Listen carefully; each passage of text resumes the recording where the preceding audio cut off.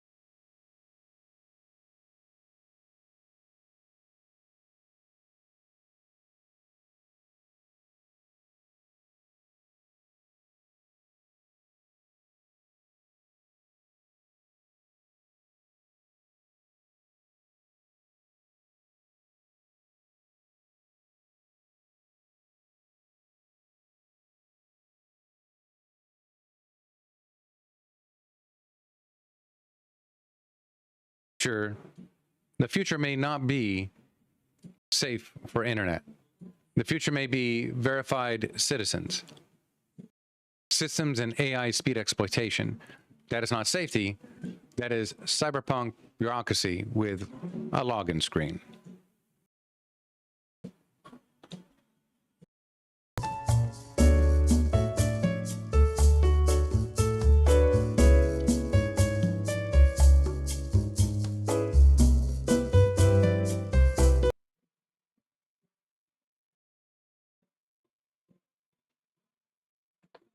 And we're back to modern times. So, VPNs from privacy to a loophole to suspicious. A VPN is used, well, it used to be normal privacy, just a basic tool. In fact, something I've used for most of my IT career. And I'm sure many others as well use VPNs daily for many reasons. But now regulators are increasingly describing it as something that helps users bypass enforcement.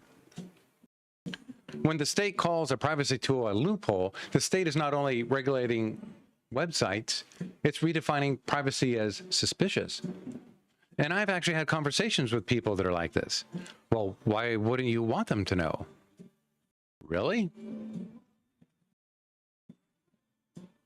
When privacy tools become circumvention tools, the state has changed the dictionary.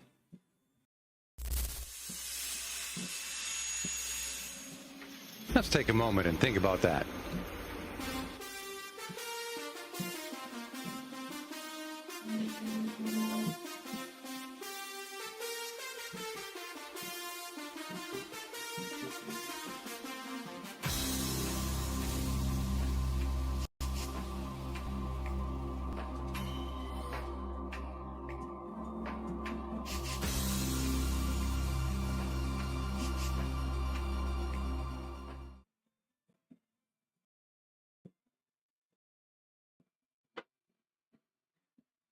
The effects are getting better. Soon I'll be all caught up. Now, VPN is not a crime, nor is having a router. I would indeed, at this point in time, invest in low-tech gear. I would look at equipment that is older than newer equipment. A good example of this might be with, let's say, a car. If you're okay owning a vehicle that can be tracked, listens to every word you say, whatever you do can be used against you, and it can be turned off at a switch. Fine. Or you can go ahead and get something different. Maybe a 55 Chevy. Or maybe a 1970s Goat.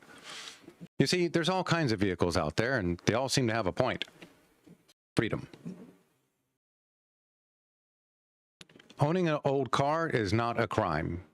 Having a router is not a crime. A Pihole is not a crime, and a VPN is also not a crime.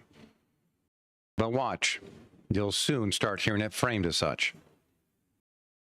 It is simply the fact that these are the last exit doors, and they're coming for them. They don't need to ban privacy if they can make privacy look guilty. Age verification is the Trojan horse. Everyone wants children protected, of course. And so obviously it's one of the marketing tools that they use. That's the front door. The building behind it is an ID infrastructure. And behind that, a prison. The argument starts with minors and adult content, but the infrastructure does not know how to stay in one lane. Once identity verification exists, every political class discovers a new reason to use it. That is one of the reasons why this show remains not very political, because it's always changing. Child safety is the front door. Identity infrastructure, the building behind it. And behind that, the prison.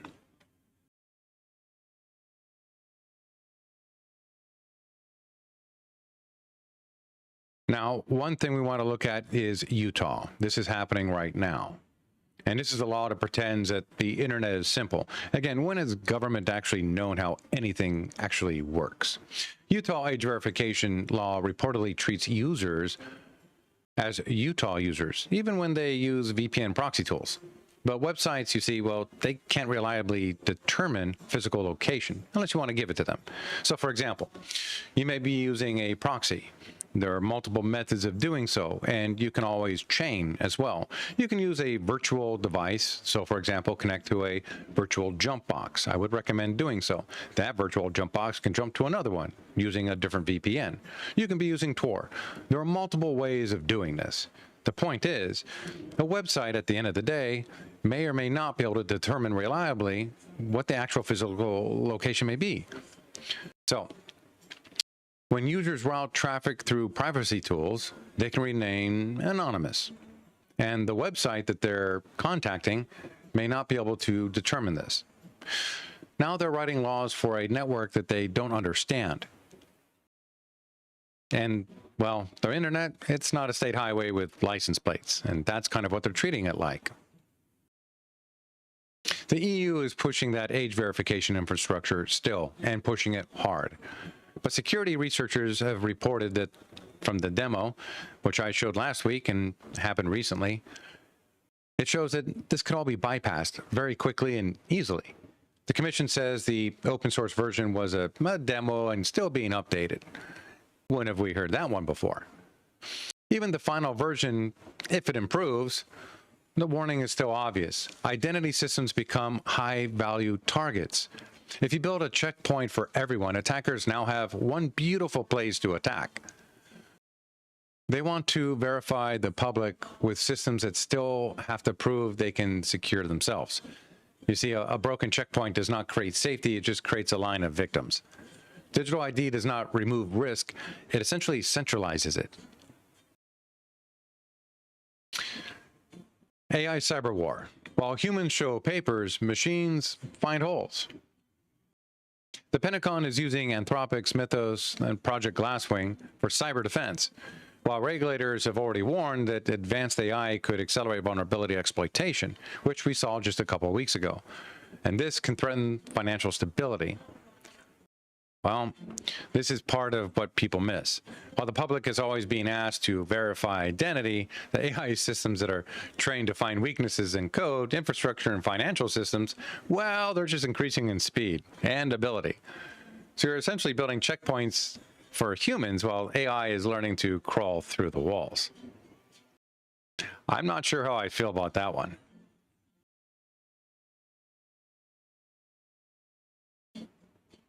But hey, how could it get any worse? The future is not man versus machine, it's bureaucracy. And bureaucracy versus machine speed.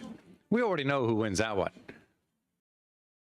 It's like watching paint dry while you're being eaten alive by badgers.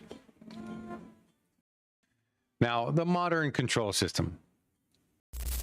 You see, it's becoming permissioned. I like the fix, don't you?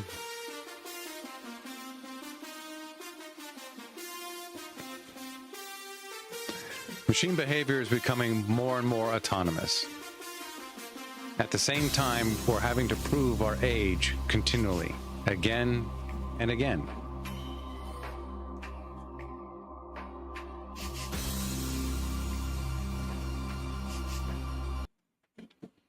So, an important thing to remember here is as you prove your identity, it stays forever. You see, your face, well, it's you. It's attached to you. You don't just get to change it like changing a license plate or a phone number. Yep, just watching chat there. But as you have that face and they've ID'd it and it goes into a database which gets hacked, leaked, shared with third-party providers that you don't get to know who they are, well, again and again, no matter what happens as far as change goes after you've shared it, you don't get to change. You just get to keep it. So while you will continually have to prove yourself, your location, your legitimacy, AI agents will execute actions. They'll continue scanning systems, summarizing targets, writing code, detecting weaknesses, and just kind of move through the infrastructure faster than institutions and governments can actually govern them. The human has become the login and the machine has become the actor. Anonymous people are now being treated as a risk. Autonomous machines are being treated as innovation, of all things.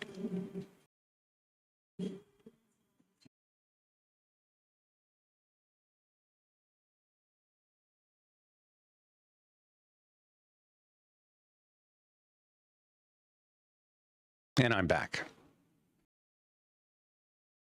So, safer, but maybe not. So what do you think about the architecture that's unfolding right now? What do you think about the war on the anonymous internet?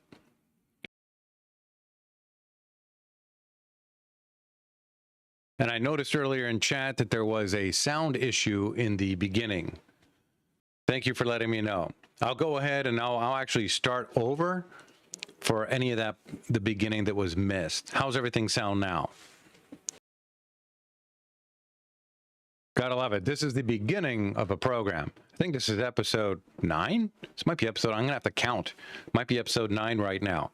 By episode 30, I would imagine we have everything worked out. But you see, you want to join in early. Be one of the OGs. You don't want to be one of those, the latecomers, do you? No, you want to be one of the newer ones. Now, so let's go ahead and give, this is kind of a little skit here in the beginning. So, yeah, it would have been great. But let's go ahead and do this anyway. Right. So, hey, it's like take 2. I mean, it's live, right? You can just edit it. No, not really. But, all right. Okay. Sorry about that. I was just telling the producer that it's no good trying to sneak in any smut into my program. I know he wants the audience ratings to reach the plural, but this is the Man I'm Max bedroom show, keeping you up to date and the bosom of the times. They're doing it again. I see, aren't they? Yeah, they got the prompter. Look, let's not be shy about it. If you put a man rabbit with a niggly, do you get into a cow cage with a lady rabbit who hasn't got a winkle, then you get hundreds of them all over the place. Okay, is that clear? Good. No problems here. Fine. So what do we want to do next? This is the Max Newsroom, and thank you for joining. That was the beginning skit. I'll be hopefully doing more of them as we go without having audio issues. And believe it or not, this is probably one of the first nights we didn't have some. So we'll find out with the recording there.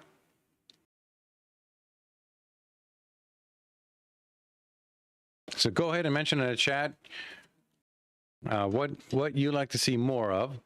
But one of the things I would like to mention is Pihole, VPNs, and routers are all being targeted. This is the time that if you have any, keep them. Don't sell them. If you have any old ones, don't get rid of them. They're all useful. Most of the tech that I use most of it is old. Microphone and a few components are new, of course, because there's a substantial reason for it. But the rest of the equipment is actually old. I just find new ways of using it. That being said, if you get a new computer now, even Linux is pushing this, they want you to ID yourself. That's right.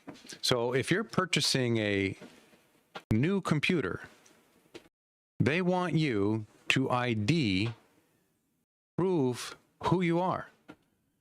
So verification with a new computer.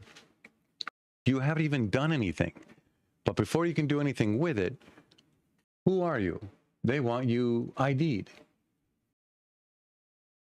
Maybe you think that's reasonable. I, for one, do not. And remember, with the biological ID, that's forever. Once you've given that up, it doesn't go away. And wherever it rests, let me assure you, When they take your identification information, your PII, they don't just put it in one place. You may think of it that way. Oh, it's just going to go in one place, one server. No, it's going to go in one place. It'll be backed up 30 times. That'll be replicated to 3 other sites. And all of those are up for grabs. You've centralized people's information and not very expensive. If you watch some of the earlier episodes, one thing I mentioned that I like to teach people to be is expensive. Yes, we like to pinky finger out. For example, pinky finger. It says, I'm expensive. What this means, simply put, if there's a safe and it has money in it and you want that money and you know you can crack in that safe in 5 minutes, okay, but if there's a safe and it has money and it's going to take you 6 months to crack into it, you might find better things to do. This is not a new analogy. This is around for a long time. The point is, it becomes expensive to do the operation. So if someone wants to know something about you, don't make it easy. Make it difficult. Make it expensive. Whether it costs time, money, or resources, make it just not worth it. However, the government thinks differently. The government just wants to grab everybody's data, put it in one spot, and put a little sign on it. Unfortunately, historically, and presently, that doesn't seem to do very well. It's like having a yard sale and no one's watching. That being said, you can't imagine and think that your identification, personal information, and any type of personal data is stored securely. It's not. You can't imagine it is just put into one place and then forgotten. It's not. It's put into multiple places. The footprint and the attack vector is large. And when that pot of honey or pot of gold gets so much to where others look at and say, well, that's not very expensive, is it? Now you're bundled with that. That being said, this is what's happening now.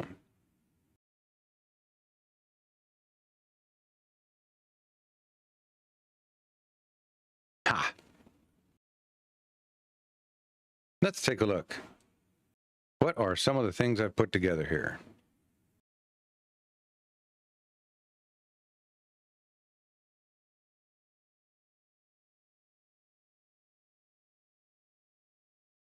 Pretty much the show for now, and looking at how's that coming through.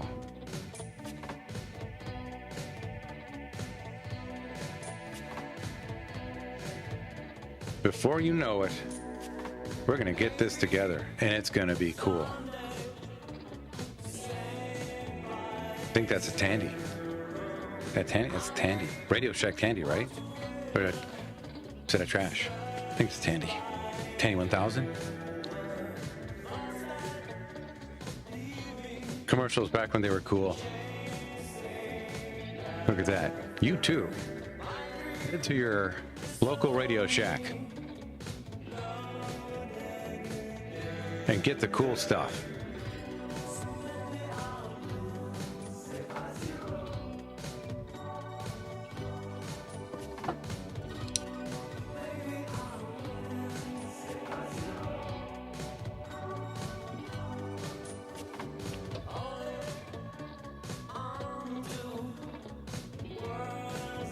Wow, it worked. I'm pretty stoked right now.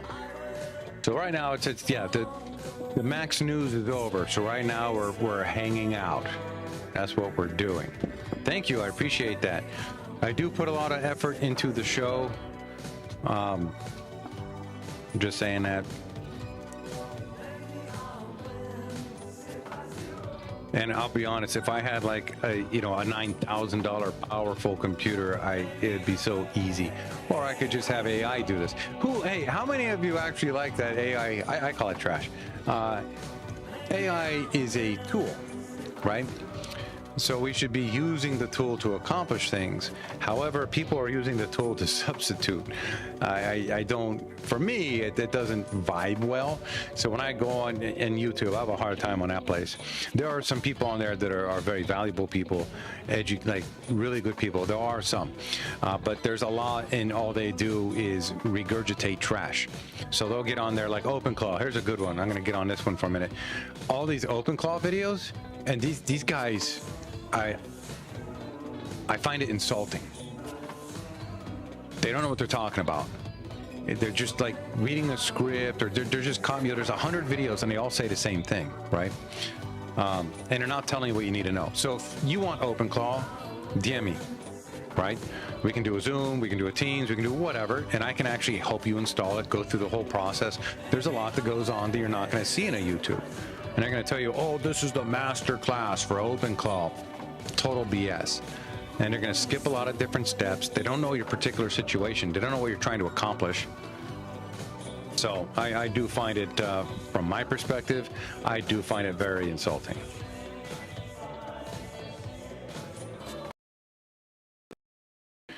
Versus, what are you trying to accomplish? Let's go ahead and spin up those skills. For myself, I have multiple agents. You can give them all different personalities, different skill sets, and have them all kind of work together as a crew or a team. Now, this show is something that I've been working on, and I'm still working on. It might be some time until it's, I don't know if it'll ever be perfected, but it's something that in order for it to really do what it should, is going to require a human aspect to it. Let's see. Yeah, open. Yep. And one of the things is I got to work on next is chat. Believe it or not, a lot of times it's it's like the end of the day. Oh, let me get my show put together, and I come in. It's like the first episode each time. But hopefully the microphone issues are gone. A lot of the microphone issues were actually coming from a performance spike on the iMac here.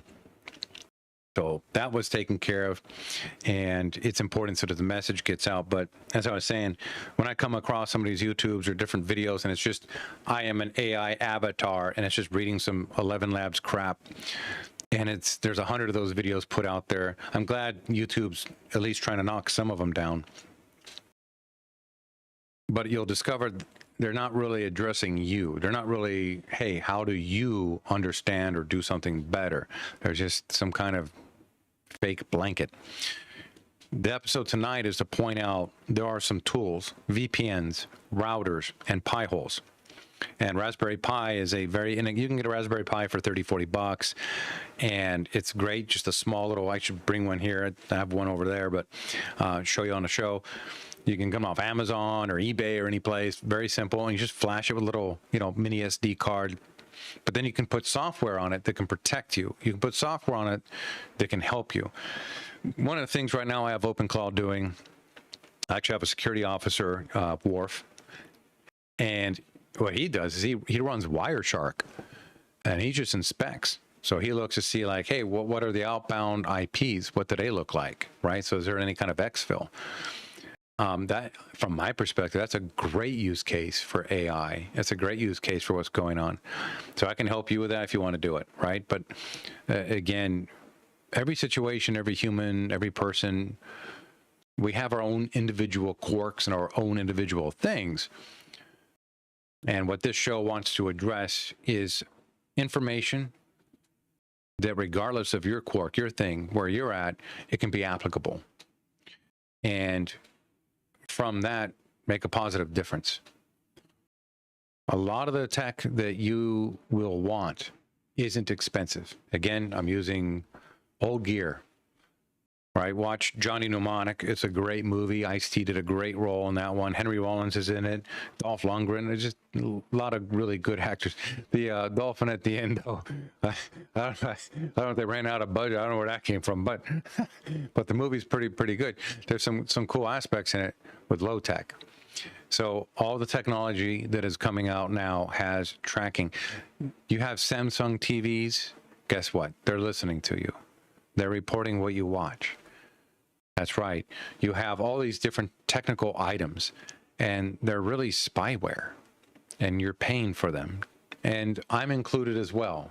By all means, you can just go ahead and label me as an educated normie. That doesn't mean I can't help. That being said, a lot of the tools, a lot of the knowledge doesn't cost much. You can find it pretty much anywhere and then deploy it, and it can help protect you. So you can have certain freedoms. You can have this self-sovereignty that you should, rather than watching it all go away. That being said, I hope tonight has been beneficial. I'll follow through tomorrow night. I might actually, we'll see what we do on this episode, because I know the beginning got kind of wiped, and I did that funny little skit at the end, so hopefully I can tie it together in editing, and we'll just continue working on this and having a good time. I do appreciate it. You can always message me if there's content. There's actually some people have messaged me some content that I do want to put on the show. I've just been scrambling like a rabbit, and I really did try to get some of these effects up tonight, because effects are cool. We like effects, and we need them. Without effects, then, well, goldfish will be lost, and you don't want goldfish to be lost, do you? That would be very ungoldfishy. Yeah. So let's not lose goldfish. Let's keep them around.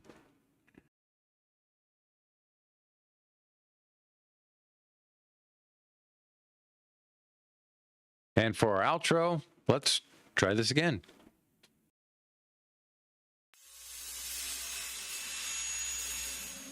Let me know what you think about this as our intro song.